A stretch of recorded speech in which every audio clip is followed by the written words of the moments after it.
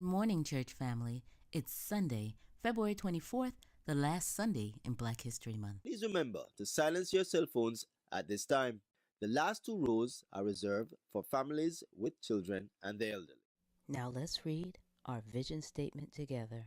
Springfield Gardens Church of the Nazarene will strive under God to become evangelists to His world, worshipers of His grace, members of His kingdom, developers in His faith, and servants in His service. Today's scripture verse of promise is taken from the book of Exodus, chapter 20, verse 12. Let's please read it together. Honor your father and your mother, that your days may be long upon the land which the Lord your God is giving you.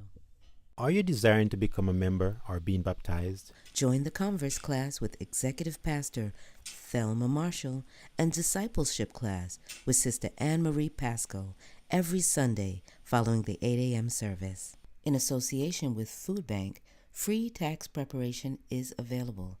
If you qualify, please call the church office for an appointment. Consider expanding your walk with God by participating in chaplaincy training. The 3-week course will be offered on April 6th, 13th, and 26th from 1 in the afternoon until 4 p.m. The cost for the course is $540. The fee includes the cost for the $500 chaplaincy badge, and the $40 component is the graduation cap, gown, and materials. The registration period for this program is February 17th and concludes on March 23rd. Please contact Associate Pastor Teresa L. Brown. Spring program commences April 6th. Our first prayer breakfast for 2019 will be held March 16th from 8:30 to 11:30 a.m. Our speaker is Minister Peter Wharton, and the theme is coming back to the heart of worship. The cost of the breakfast is only $20. Please come out and show your support. The next marriage enrichment meeting will be held March 3rd, immediately following the second service, beginning approximately 2 p.m. Have you ever had a conflict with your spouse and you saw their spirit deflate? I like to ask the question, what is the issue when the issue isn't the issue? What happens when a wife feels unloved? She reacts in ways that feel disrespectful to her husband. What happens when a husband feels disrespected? He reacts in ways that feel unloving to her. And I called it the crazy cycle. You get on that crazy cycle? It's the lack of love. It's the lack of respect. It's that sense of hostility. It's a sense of contempt that keeps you spinning and causes the relationship eventually to fail. This series is going to answer the question, what is that issue when the issue isn't the issue?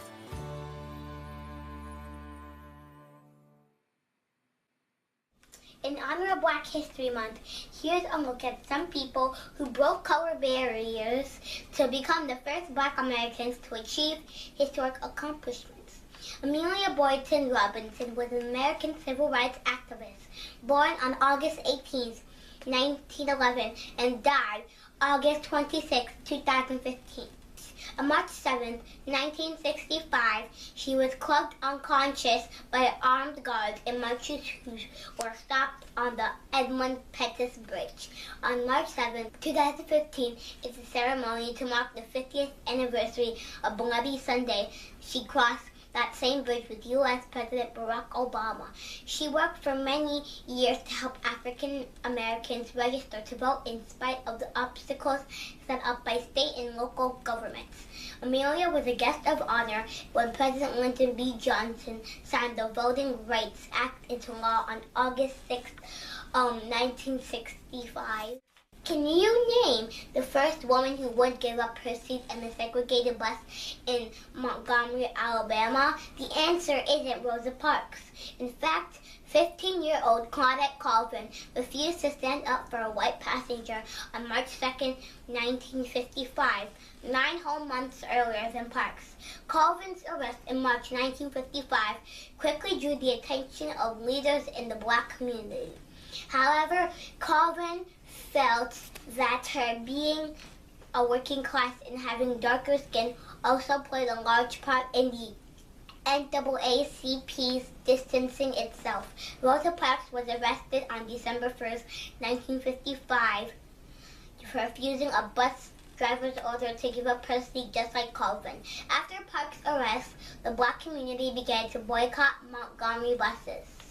Calvin was mentored by Parks after her arrest and was happy that Parks became a catalyst for the boycott. As the years passed, Calvin knew what she wanted. Let the people know Rosa Parks is the right person for the boycott, but also let them know that the attorneys took 4 other women to the Supreme Court to change the law that led to the end of segregation. My name is William McGarry, and I approve this message. And let's recognize the following birthdays this week. February 24th, Jeremy Brown. On the 26th, Rushane Purier and Laverne Lewis. February 27th, Stephen Joseph and Gianna Palmer. On the 28th, Brendan Edwards, Karina Clark, and Shannon Eiffel. On the 29th, Blanche Jane. And on March 1st, Trisha Griffith. And on the 2nd, Wilbert Reed. May God mark your path with glory in his precious and holy name. And happy anniversary to Grantley and Joan Hunt, February 24th. May God keep this marriage solid for many more years to come. And as we conclude, let's consider these inspirational thoughts. The first, let's read together, please. No rest is worth anything except the rest that is earned. Second, don't worry about failure. Worry about the change you miss when you don't even try. And finally, to give anything less than your best is to sacrifice your gift.